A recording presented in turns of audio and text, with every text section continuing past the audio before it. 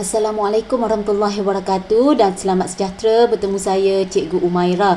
Jadi pada hari ini saya akan membincangkan bab 7 sukatan serakan data terkumpul bagi matematik KSSM tingkatan 5. Subtopik 7.1 serakan.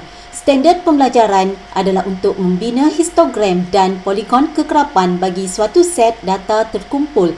Objektif video kita pada hari ini, kita akan belajar bagaimana membina histogram dan poligon kekerapan.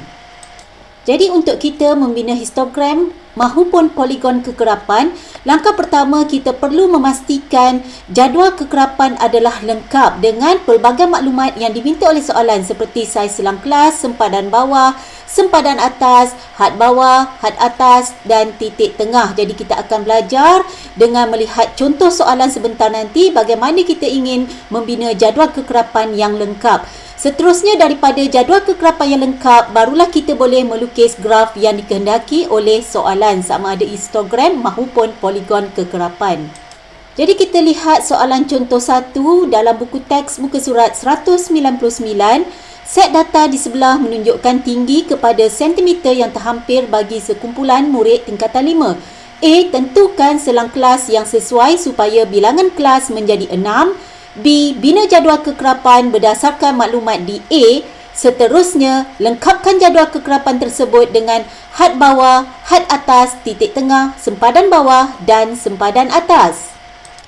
Jadi untuk menjawab soalan A, tentukan selang kelas yang sesuai supaya bilangan kelas menjadi 6. Jadi kita lihat di sini, untuk dapatkan saiz selang kelas, nilai data terbesar ditolak dengan nilai data terkecil bahagi bilangan kelas yang dikehendaki. Jadi di sini data terbesar adalah 173. Jadi kita lihat pada data, kita kenal pasti nilai paling besar adalah 173 dan nilai paling terkecilnya adalah 145. Maka kita dapatkan saiz selang kelas dengan memasukkan ke dalam formula nilai data terbesar iaitu 173 perlu ditolak dengan 145, kemudian kita bahagi dengan 6 iaitu bilangan kelas yang dikehendaki iaitu 6. Jadi kita gunakan kalkulator. Jadi 173 kita tolakkan dengan 145. Tekan sama dengan dulu, baru kita bahagi dengan 6 iaitu kita dapat 14/3 bersamaan dengan 4.67.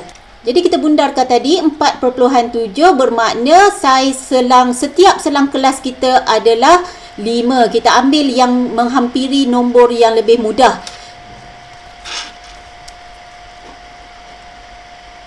Jadi selang kelas yang sesuai ialah 145 hingga 149, 150 hingga 154, 155 hingga 159, 160 hingga 164, 165 hingga 169 dan 170 hingga 174.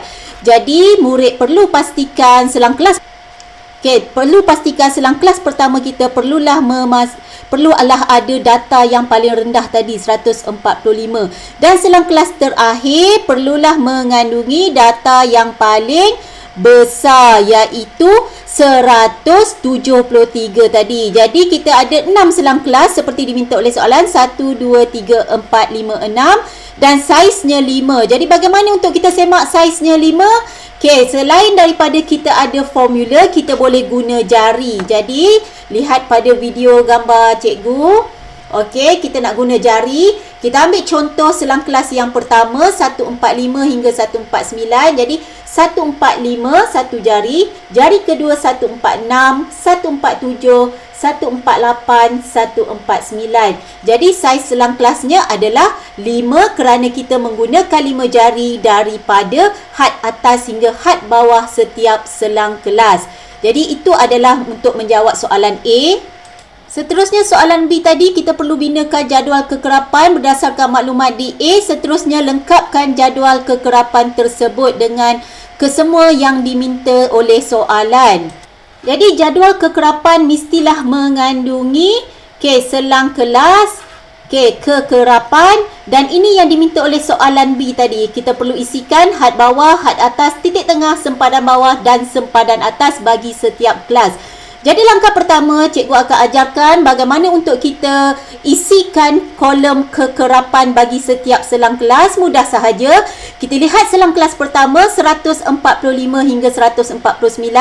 Jadi kita lihat pada data di antara 145 hingga 149 kita potong dan kita kira 1. Okey, ada lagi tak dekat sini? Tiada. Okey, 2 kita potong.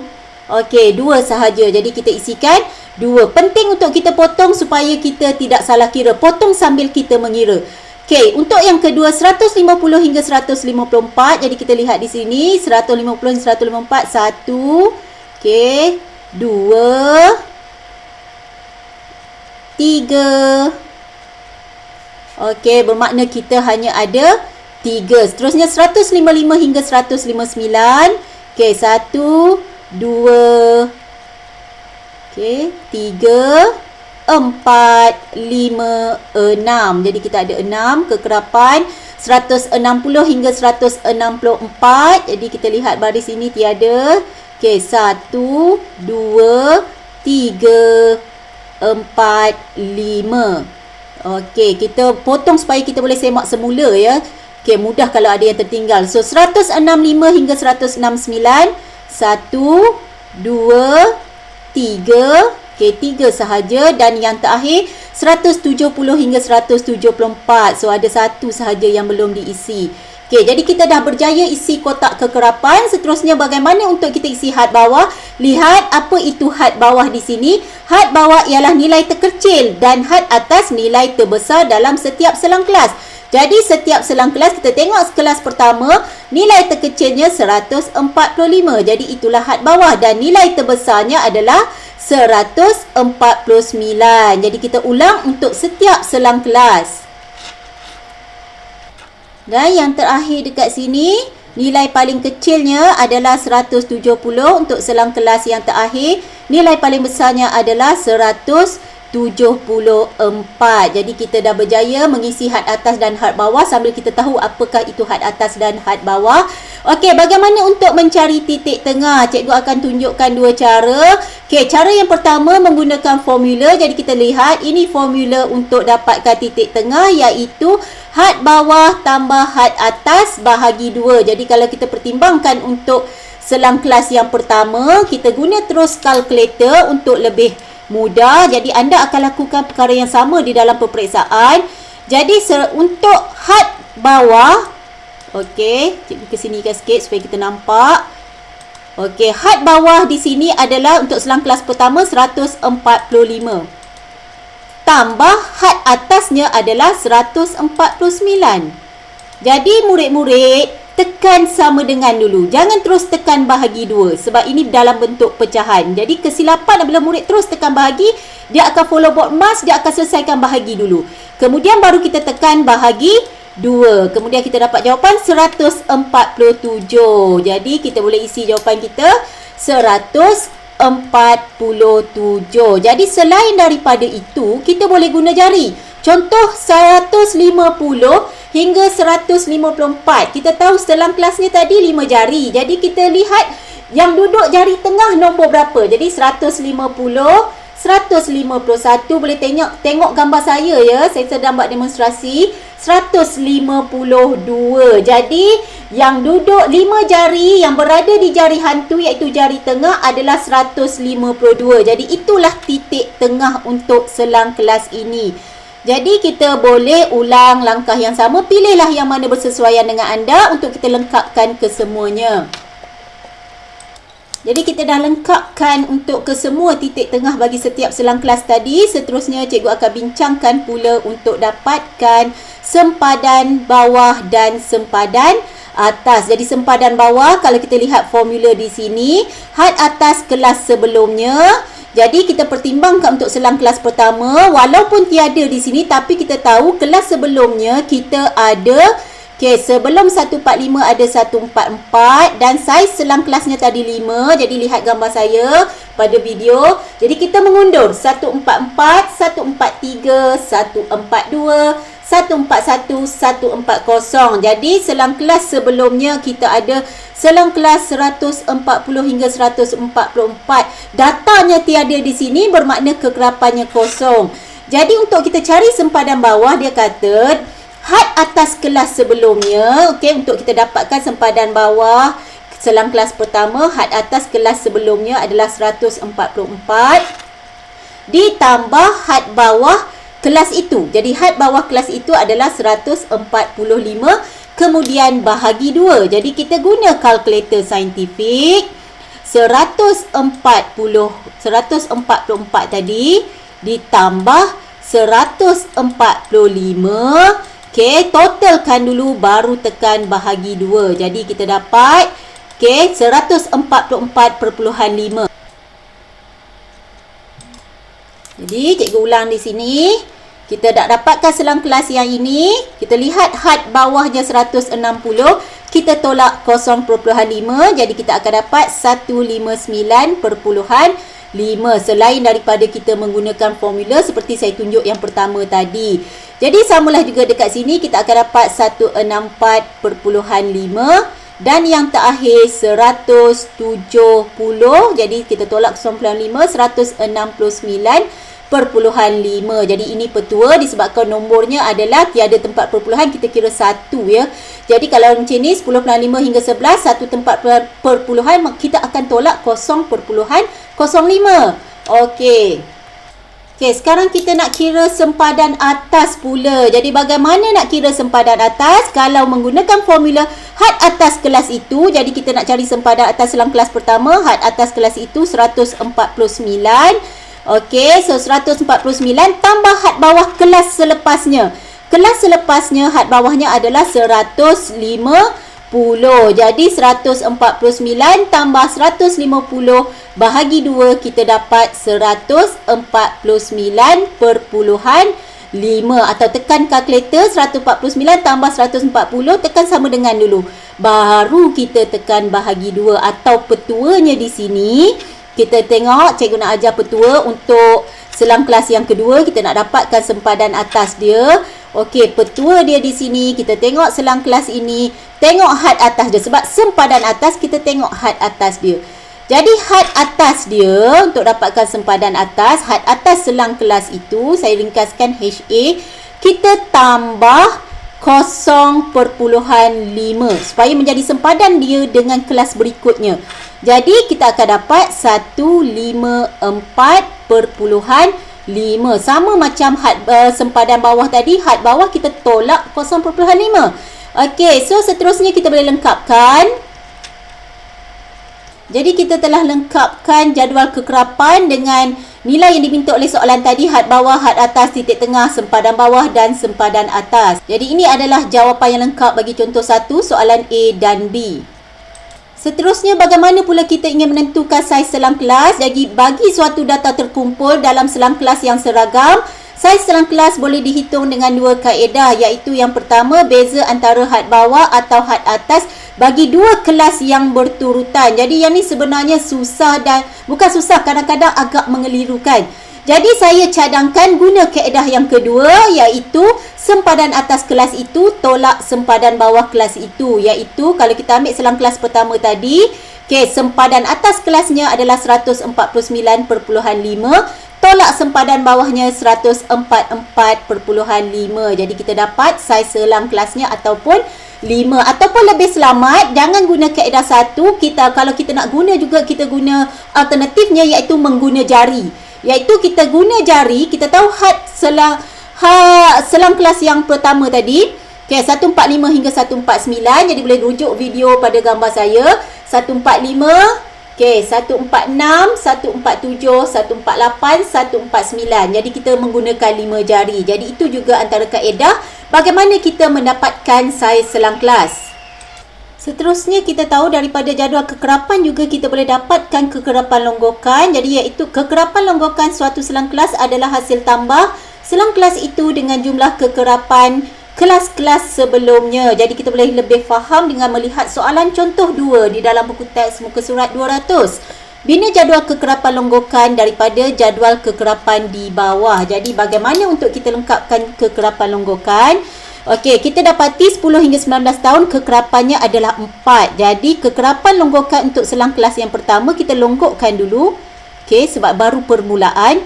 Jadi untuk kekerapan longgokan bagi untuk yang selang kelas kedua, kita perlu longgokkan yang pertama tadi dengan yang kedua. Jadi 4 kita tambah 5, maka kita akan dapat 9 hasilnya.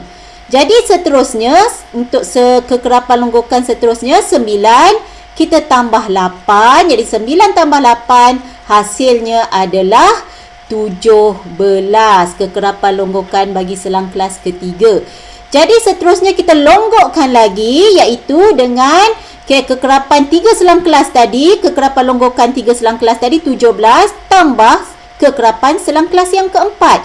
Jadi 17 tambah 7, di sini kita dapat 24 dan kita ulang lagi sampai habis 24. Okey, kita tambah kekerapan bagi selang kelas terakhir 50 hingga 59. Jadi 24 tambah 3 adalah 27. Jadi bagaimana untuk kita mengenal pasti kekerapan longgokan yang kita buat itu adalah betul? Kita boleh semak menggunakan kalkulator. Jadi murid tambahkan sahaja jumlah kekerapan. 4 tambah 5 tambah 8 tambah 7 tambah 3. Pastikan jumlah kekerapan longgokan terakhir dan jumlah kekerapan yang kita tambah tadi nilainya mesti sama. Jadi ini adalah cara menyemak kekerapan longgokan yang betul. Jadi kita telah menjawab soalan contoh 2. Seterusnya kita perlu tahu apa itu histogram. Histogram adalah perwakilan grafik dalam julat menggunakan palang bersebelahan. Jadi di sini disertakan langkah untuk melukis histogram. Jadi cikgu akan tunjukkan ketika menjawab contoh soalan. Poligon kekerapan pula boleh dilukis menggunakan dua cara. Yang pertama daripada histogram, yang kedua daripada jadual kekerapan. Jadi di sini saya sediakan nota bagaimana melukis poligon kekerapan daripada histogram maupun jadual kekerapan, tetapi saya akan demonstrasikan kepada anda ketika menjawab contoh soalan selepas ini. Jadi kita lihat contoh 3 dalam buku teks muka surat 201. Jadual kekerapan di bawah menunjukkan kelajuan kereta dalam kilometer per jam yang direkod oleh kamera perangkap laju di sebatang lebuh-raya dalam suatu tempoh masa tertentu. Wakilkan data tersebut dengan histogram dan poligon kekerapan menggunakan skala 2 cm kepada 10 km per jam pada paksi mengufuk dan 2 cm kepada 10 buah kereta pada paksi mencancang. Jadi ini adalah data yang diberi. Seperti mana yang kita sedia maklum, sebelum kita melukis jadual kekerapan, sebelum kita melukis graf, histogram maupun poligon kekerapan, kita perlu lengkapkan jadual kekerapan. Jadi untuk poligon kekerapan, kita tahu paksi X-nya adalah titik tengah, paksi Y-nya adalah kekerapan. Sebab itu kita perlukan kolom untuk titik tengah. Dan untuk melukis histogram, kita akan mengambil data sempadan bawah dan sempadan atas. Jadi disebabkan itu kita perlu tambahkan data sempadan bawah dan sempadan atas. Jadi menggunakan contoh seperti mana kita dah bincang tadi, titik tengah, kita boleh terus menggunakan kalkulator di sini. Jadi untuk dapatkan titik tengah, formulanya adalah had bawah tambah had atas. Jadi di sini 70 tambah 79. Pastikan murid tekan sama dengan terlebih dahulu, baru tekan bahagi 2. Jadi kita akan dapat tukarkan kepada perpuluhan 74.5. Jadi kita boleh masukkan maklumat dekat sini. Jadi mungkin kita boleh cuba yang kedua, 80 tambah 89. Okey, 80 tambah 89. Okey, tekan sama dengan, kemudian kita tekan bahagi 2 dan kita tukarkan jawapan kepada perpuluhan, kita dapat 84.5. Sampai dekat sini kita tak perlu nak buat satu persatu kerana kita dah nampak pola dia. 74.5, 84.5 bermakna selepas ini 94.5 dan seterusnya.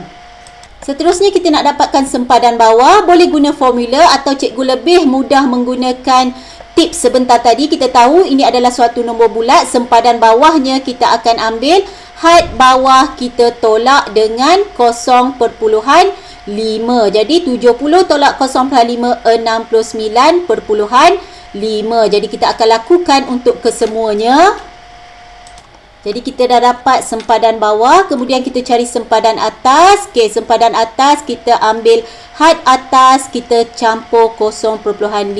Ini adalah petua ya, disebabkan nombornya perbezaannya adalah 1. Jadi 79 tambah 0.5 kita akan dapat 79.5.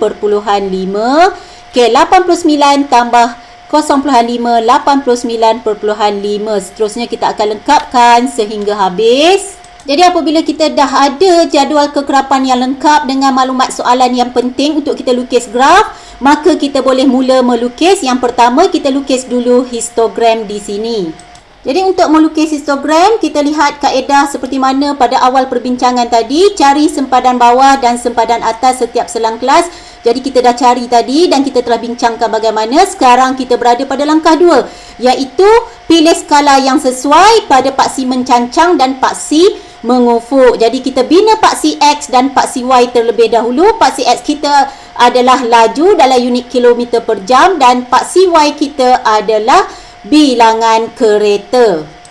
Okey, seterusnya kita pilih skala yang sesuai. Jadi kita lihat apa yang diminta oleh soalan tadi. Saya buat catatan di sini 2 cm kepada 10 km per jam pada paksi mengufuk, iaitu pada paksi X, dan 2 cm kepada 10 buah kereta pada paksi mencancang. Jadi untuk makluman murid semua ya, 2 cm adalah satu kotak besar di sini. Anda boleh ukur menggunakan pembaris sendiri. Jadi 2 cm kepada 10 buah kereta pada paksi mencancang. Jadi kosong. Okey, 2 cm 10 lagi 2 cm 20.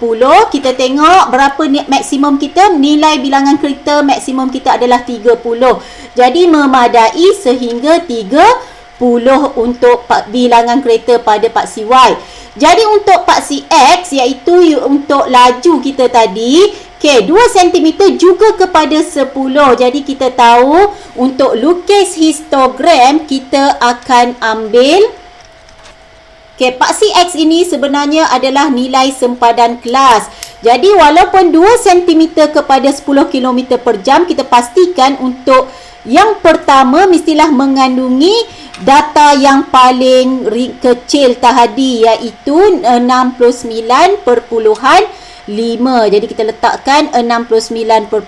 Kita ambil sempadan bawah selang kelas pertama dan yang berikutnya sempadan atas selang kelas itu, iaitu 79.5.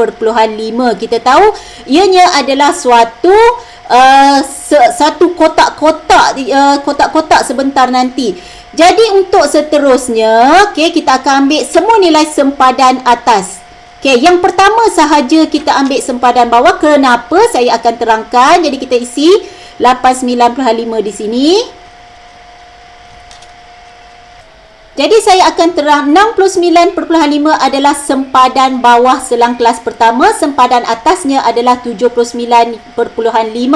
Untuk selang kelas kedua, 79.5 adalah sempadan bawahnya dan sempadan atasnya adalah 89.5. Sebab itu, untuk selang kelas pertama sahaja kita mulakan dengan sempadan bawah. Yang lain kita hanya ambil nilai sempadan atas. Jadi ini langkah 2, iaitu membina skala. Jadi langkah 4, lukis palang yang mewakili setiap selang kelas dengan lebarnya sama dengan saiz setiap selang kelas. Jadi kita lihat selang kelas pertama bilangan keretanya adalah 5. Jadi kita perlu lukis palang. Kita lihat di sini, pastikan bilangan keretanya 5 untuk selang kelas yang pertama. Okey, seterusnya kita buat pula palang untuk selang kelas yang kedua, iaitu bilangan keretanya adalah 10 di antara 79.5 hingga 89.5. Jadi kita perlu lengkapkan palang untuk setiap selang kelas mengikut data di sini. Jadi kita lihat pula selang kelas ketiga, bilangan keretanya adalah 20, iaitu di antara 89.5 hingga 99.5. Jadi 89.5 hingga 99.5, bilangan keretanya adalah 20. Pastikan sama 20 di sini. Jadi kita dah ada 3 palang. Okay, kita akan lakukan untuk kesemuanya. Yang keempat, selang kelas sempadan bawah 99.5 hingga 195, bilangan keretanya 30. Jadi kita lukis untuk setiap palang. Akhirnya kita dah dapat kita punya histogram yang lengkap. Jadi selain daripada melukis histogram, soalan minta kita melukis poligon kekerapan. Jadi seperti yang saya maklumkan, kita boleh lukis poligon kekerapan daripada histogram dengan langkah-langkah seperti ini, iaitu langkah 1, tandakan titik tengah pada palang setiap selang kelas histogram kita. Jadi kita tandakan setiap palang kita tandakan titik tengah seperti ini ya. Okey, seterusnya langkah 2, kita lihat tandakan titik tengah sebelum kelas pertama dan selepas kelas terakhir dengan kekerapan sifar. Jadi sebelum kelas pertama, okey, di sini, dan selepas kelas terakhir dengan kekerapan sifar, bermaksud nilai paksi Y-nya adalah sifar. Seterusnya langkah ketiga, lukis garis lurus yang menyambung titik-titik tengah yang bersebelahan. Jadi kita hanya perlu lukis setiap titik tengah itu tadi, satu persatu kita sambungkan menggunakan pembaris seperti ini. Jadi kita telah berjaya melukis poligon kekerapan daripada histogram yang diberi oleh soalan dalam contoh 3 tadi. Jadi inilah penyelesaian yang lengkap seperti mana yang diminta oleh soalan, melengkapkan jadual kekerapan, melukis histogram dan melukis poligon kekerapan daripada histogram. Seterusnya kita lihat pula contoh 4, jadual kekerapan di bawah menunjukkan masa dalam saat yang dicatat oleh 20 orang peserta dalam satu pusingan kelayakan pertandingan berenang. Wakilkan data tersebut dengan poligon kekerapan menggunakan skala 2 cm kepada 5 saat pada paksi mengufuk dan 2 cm kepada 2 orang peserta pada paksi mencancang. Okey, soalan ini menunjukkan kita akan bina kita akan bina poligon kekerapan daripada jadual kekerapan. Jadi kita perlu tambah satu selang kelas sebelum kelas pertama dan selepas kelas terakhir dengan kekerapan sifar. Kemudian kita perlu cari titik tengah. Kenapa cari titik tengah? Kerana kita cari titik tengah kerana poligon kekerapan nilai pada paksi X-nya adalah nilai titik tengah dan paksi Y-nya adalah nilai kekerapan. So sekarang kita tambahkan satu selang kelas yang pertama. Kalau kita lihat soalan bermula 50 hingga 54. Jadi 50 kita kena tambah selang kelas pertama dan selang kelas terakhir dengan kekerapannya adalah sifar untuk langkah 1. Jadi bagaimana nak tambah selang kelas? Kita cek selang kelas sedia ada di sini 50 hingga 54. 50, 51, tengok jari saya dekat video saya. 52, 53, 54. Saya pakai 5 jari di sini.